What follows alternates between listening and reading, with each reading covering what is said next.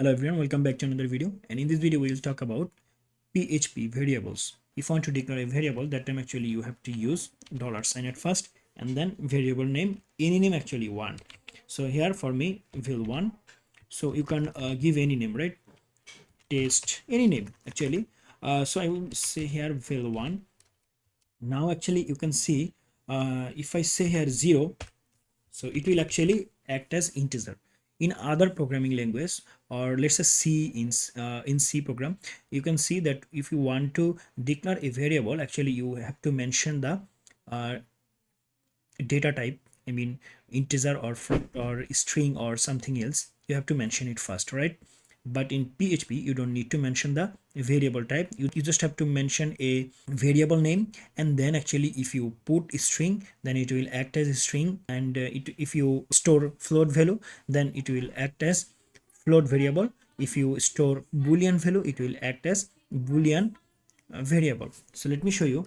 If I say here, let's say I want to say here one variable, let's say another variable that is val2, and here if I say double quotation and if I say yum in here, now it will act as string. Let's say I want to declare a variable val3, and here I will say 3.5. let's say I want to print all the type here. I mean I want to show you that what is the variable type actually, if it is integer, string or something else.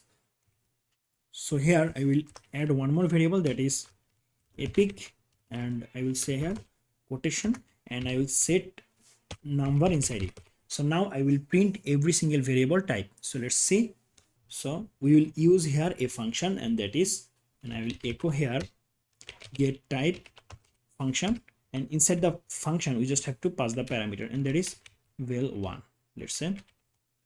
So now I will copy it for all the variables, and we have 4 variables, right? So I will paste it 4 times. Now I will set the variable here val2. Our second variable is epic, right? So epic, and then val2, then val3. Now let's see our type. If I refresh,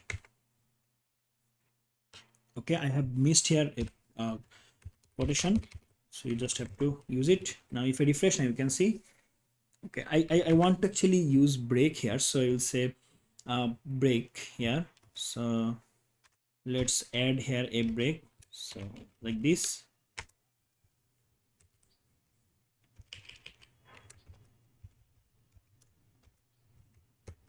And let me just copy it.